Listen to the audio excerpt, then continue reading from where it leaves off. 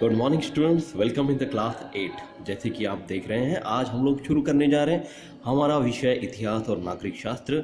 और आज से हम लोग शुरू करेंगे हमारा तीसरा पाठ, जिसका नाम है अंग्रेजी सत्ता के परिणाम। ठीक है, इसके पूर्व हमने भारत और यूरोप ये पाठ दूसरा देखा हुआ है स्टूडेंट। और इसके वो पाठ के अंत में मैंने आपको याद है बताया था कि जैसे जैसे अंग्रेज़ों का सत्तांतरण भारत में बढ़ता जा रहा था, है ना, उनको दिक्कत मराठाओं से था। इसलिए मराठाओं पर उन्होंने किस तरह से विजय किया, इसकी पूरी गाथा हमारे पार्ट 3 में हम लोग ज़रूर देखेंगे, जिसका नाम है अंग्रेजी सत्ता के परिणाम। अब यहाँ पे जैसे पाठ के अंत में आपको यहाँ पे बोला गया है कि प्रस्तुत पाठ में अंग्रेजी सत्ता के भारत पर क्या परिणाम हुए, उसका हम अध्ययन करेंगे। ज़्यादातर हम लोग इसमें मराठी साम्राज्य पर भारत में मराठी साम्राज्य पर अंग्रेज़ों की सत्ता कैसे बढ़ी, इसके बारे में ये पाठ में आपको जानकारी बताई गई है। जैसे मैं आपको बताना चाहता हूँ स्टूडेंट्स कि यहाँ पे आपको पहले ही लिख कर बताया गया है कि ब्रिटिश ईस्ट इंडिया कंपनी की स्थापना जब हुई थी, तो ये कौन से वातावरण में हुई, इसके बारे में आपको यहाँ पे जानकारी बताई गई है। तो जैसे यहाँ पे बताया गया है कि हमने देखा कि भारतीय भौगोलिक खोजों के कारण यूरोप की सत्ताएं भारत के तटों पर किस तरह आ पहुँची। ये पूरी जानकारी हमने इसके पूर्व पाठ में देखी हुई है कि भारत के तटों पर भौगोलिक खोजों के कारण यूरोप की सत्ता पहुंची थी।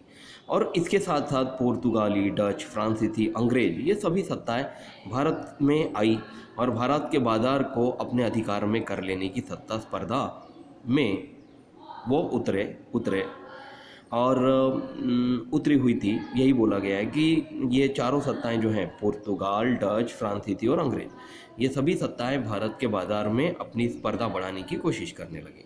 तो जब अंग्रेज भारत में व्यापार के बहाने आए, तब भारत में पहले से ही आए हुए पुर्तगालियों ने उनका कठोर विरोध किया। जैसे भारत में अंग्रेज़ अपना व्यापार बढ़ाते ही जा रहे थे, तो उनका सबसे पहले विरोध किसने किया? तो पुर्तगालों ने किया था।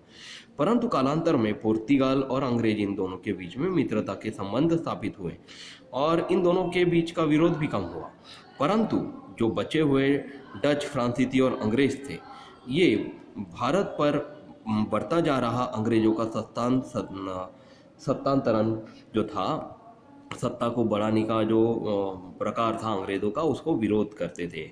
तो भारत पर अपना वर्चस्व स्थापित करने की स्पर्धा में अंग्रेज़ों को फ्रांसीसी, डच और स्थानिक सत्ताधीशों के विरोध का सामना करना पड़ा। मतलब देखिए, अंग्रेज़ों को डच और फ्रांसीसियों का सामना करना पड़ा, क्योंकि वो मित्रता के संबंध अंग्रेज़ों के साथ स्थापित नहीं करना चाहते थे, जो कि पुर्तगालों ने अंग्रेज़ों के साथ मित्रता के संबंध स्थापित कर लिए थे।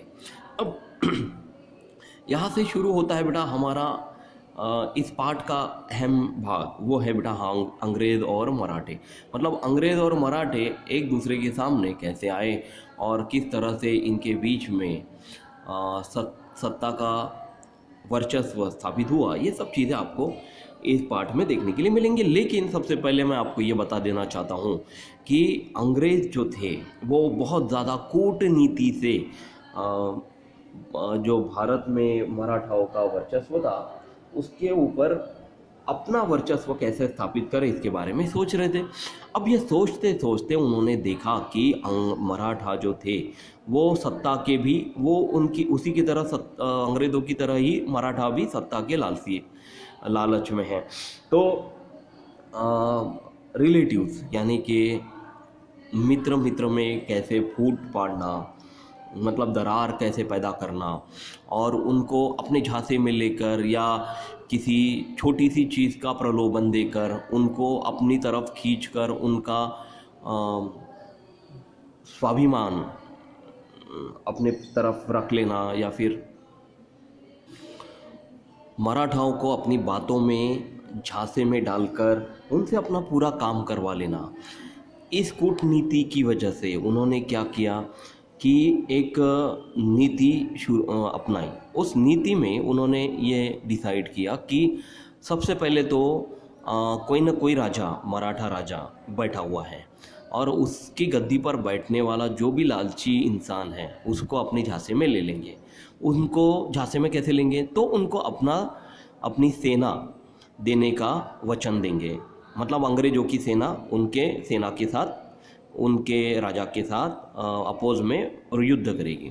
और युद्ध जब करेगी तो उनको पता था कि अगर अंग्रेज़ों की सेना उनके साथ लड़ने लगी तो जीत तो पक्का उनकी है। लेकिन उन्होंने एक शर्त रखी, और शर्त में उन्होंने ये कहा कि जब भी हमारी सेना आपके साथ लड़ेगी या राजा के विरुद्ध में लड़ेगी तो आपको सिर्फ उनको उनके दरबार में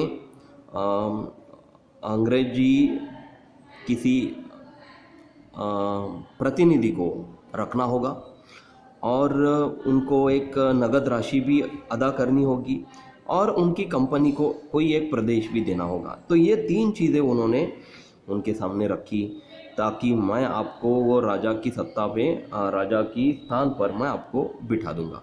और हमारे जो मूर्ख मराठी थे जिन्होंने इस प्रस्ताव को स्वीकार किया, और इस स्वीकार करने के बाद ये सबसे बड़ी उनकी गलती थी कि वो अपनी स्वतंत्रता खो बैठे, और स्वतंत्रता खो बैठने की वजह से उनको बहुत ज़्यादा भारी नुकसान उठाना पड़ा। वो क्या था? क्योंकि ये तो अंग्रेज़ों की कूटनीति थी। वो यही चाहते थे कि कभी यदि उनके राज्य में उसका सत्तांतरण बढ़ाना है तो उनका प्रतिनिधि दूसरे सत्ताधीश राजा के साथ हस्तक्षेप करेगा या फिर उनके बीच में अपने चलन को बढ़ाने की कोशिश करेगा। और ये सब चीज़ें जो थे वो मूर्ख इंसान, उनके सेनापति जो थे या फिर कोई और अन्य रिश्तेदार ये बातें नहीं समझ पाए कि ये बहुत दूर की चाल अंग्रेज़ खेल रहे थे मराठाओं के साथ, और उस चीज़ में वो सफल हुए। और इस वजह से धीरे धीरे जो मूर्ख या लालची इंसान था उससे भी सत्ता अपने हाथों में लेकर वो अपनी सत्ता बढ़ाने की कोशिश करने लगे। तो देखिए, मैं यहाँ पे आपको बताता हूँ कि अंग्रेज़ और मराठों के बीच में सबसे पहले क्या हुआ। तो मुंबई अंग्रेज़ों का पश्चिमी भारत का प्रमुख केंद्र था। जैसे पूर्वीय भारत का कलकत्ता ये मुख्य केंद्र था, वैसे ही पश्चिमी भारत का मुंबई केंद्र था। तो इसके आसपास के प्रदेश को अपने अधिकार में कर लेने का अंग्रेज़ों का प्रयास था, परंतु इस प्रदेश पर मराठों की बहुत बड़ी मजबूत पकड़ थी। माधवराव पेशवा जो थे उनकी मृत्यु के पश्चात पेशवा पद की लालसा में आकर उसके जो चाचा थे रघुनाथ राव, ये बहुत ज़्यादा लालची इंसान था, वो अंग्रेज़ों से सहायता मांगने गया और इस प्रकार मराठों की राजनीति में अंग्रेज़ों का प्रवेश हुआ। मतलब देखिए, मराठों का तो राज्य था ही, लेकिन अंग्रेज़ जो थे वो मराठों के ऊपर राज्य करना चाहते थे, उनके राज्य के ऊपर राज्य करना चाहते थे। और उस वजह से मतलब जैसे आपको पता है ना कि भूख लगने के बाद थाली के पास हम लोग जाते हैं, लेकिन यहाँ पे तो उल्टा हो गया था कि थाली ही भूखे इंसान के पास चल कर आ रही थी। मतलब ये जो लालची रघुनाथ राव था, माधवराव पेशवा की मृत्यु के बाद अपने आप अंग्रेज़ों से सहायता मांगने गया, और ये राजनीति की शुरुआत यहाँ से हुई। मतलब अंग्रेज़ों ने फिर अपने डाव पेच खेलना शुरू किए। तो सन 1774 ईस्वी सन से लेकर 1818 ईस्वी सन के बीच मराठा और अंग्रेज़ों के बीच 3 युद्ध हुए। मतलब ये तीनों युद्ध में, प्रथम युद्ध में मराठा सरदारों ने एकजुट होकर अंग्रेज़ों का सामना किया। मतलब बहुत सारे मराठा सरदार ये नहीं चाहते थे कि अंग्रेज़ों की सत्ता बढ़े या अंग्रेज़ों का वर्चस्व हो, तो परिणामतः मराठों की विजय हुई। परंतु 1782 ईस्वी सन में सालबाई की संधि हुई। मतलब और एक सालबाई थी, उन्होंने भी अंग्रेज़ों से संधि की, और ये संधि करने की वजह से अंग्रेज़ और मराठा के बीच चल रहा यह प्रथम युद्ध समाप्त हुआ। मतलब ये संधि करने की वजह से ये जो 1782 का जो युद्ध था वो समाप्त हुआ। उन्होंने सालबाई ने अंग्रेज़ों को ये कहा कि आप ये युद्ध समाप्त करिए और हमें आपका कोई भी प्रलोभन मंजूर नहीं है। इससे क्या होगा कि मराठा और अंग्रेज़ों की जीवित हानि जो है वो ज़्यादा मात्रा में बढ़ेगी और इसमें ना आप हार मानेंगे ना मराठा हार मानेंगे। तो यहाँ पे अंग्रेज रुक गए और ये युद्ध समाप्त हो गया। इसके बाद आई सहायक सेना। सहायक सेना में मतलब अंग्रेज़ों की तरफ से इंग्लैंड से बहुत ज़्यादा मात्रा में बहुत सारे प्रतिनिधि आए और उनके हाथों अंग्रेज़ों की सत्ता बढ़ाने के लिए काम दिया गया, सौंपा गया। तो ब्रिटिश ईस्ट इंडिया कंपनी में सन 1798 ईस्वी सन में लॉर्ड वेलेस्ली भारत में गवर्नर जनरल के रूप में नियुक्त हुए। मतलब गवर्नर जनरल की पोस्ट बदलती रहती थी। तो 1798 में लॉर्ड वेलेस्ली यहाँ ये पोस्ट पर आए और संपूर्ण भारत पर अंग्रेज़ों का वर्चस्व स्थापित करना उसकी सबसे बड़ी नीति बनी। तो इसके लिए उसने अनेक भारतीय सत्ताधीशों के साथ सहायक सेना के समझौते किए। मतलब उसने क्या किया कि उसको पता था कि मुझे भारत में अपना वर्चस्व स्थापित करना है, इसलिए उसने बहुत सारे सत्ताधीशों के साथ अपनी सेना के समझौते किए और इस समझौते के अनुसार भारतीय सत्ताधीशों को अंग्रेजी सेना की सहायता का आश्वासन दिया गया, परंतु इस सहायता के लिए कुछ शर्तें रखी गई। अब देखिए बेटा, यही से लॉर्ड वेलेस्ली की जो कूटनीति थी वो शुरू हुई। उसने भारतीय सत्ताधीशों मतलब उसके जो सहायक सेनापति थे या सहायक सेना अधिकारी थे उनको सत्ता देने की लालसा दी और लालसा में उन्होंने ये बोला कि हम अंग्रेजी सेना आपको मुहैया कराएंगे, आपके युद्ध में हमारी अंग्रेजी सेना खड़ी रहेंगी और आप राजा को हरा दीजिए। पर इसके लिए कुछ शर्तें ये थी कि इन शर्तों के अनुसार भारतीय राजाओं को उनके राज्य में अंग्रेजों की सेना रखनी होगी। अब ये बात तो कोई भी इंसान मान लेगा कि हाँ, हमारे साथ आपकी अंग्रेजों की सेना भी रखेंगे और इस सेना के व्यय हेतु मतलब उन सेना को चलाने हेतु उनको नगद राशि भी आपको देनी पड़ेगी। मतलब वो जैसे हम लोग किसी कंपनी में किसी कर्मचारी को नियुक्त करते हैं, वैसे आप वो हमारे जो कर्मचारी होंगे अंग्रेजी शासन के जो सैनिक होंगे उनको कुछ पगार देंगे और उनकी आय का प्रदेश कंपनी को देना होगा। मतलब एक कोई प्रदेश भी हमारी कंपनी को आपको देना होगा। ये शर्तें किसने रखी थी? लॉर्ड वेलेस्ली, जो कि गवर्नर जनरल के रूप में नियुक्त हुए थे। अब भारतीय शासक अन्य सत्ताधीशों के साथ अंग्रेजों की मध्यस्थता से ही संबंध स्थापित करेगा।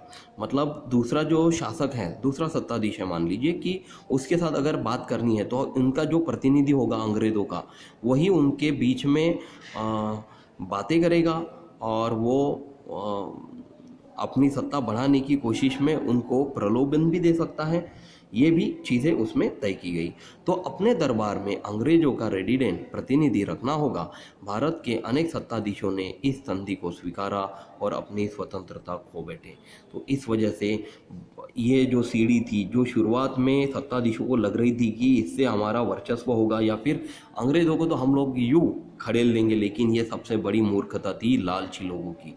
अब इसके बाद क्या हुआ, हम लोग अगले वीडियो में यहाँ से सन 1802 से बाजीराव द्वितीय ने कौन सी कोशिश की और किस तरह से अंग्रेज़ों के साथ युद्ध करके वो युद्ध जीतने की कोशिश की, ये सब चीज़ें हम लोग अगले वीडियो में ज़रूर देखेंगे। इसके साथ ही मैं ये वीडियो समाप्त करता हूँ। जहाँ तक मैंने आज आपको पढ़ाया है वो आप लोग रीड करिए। Thank you class, bye.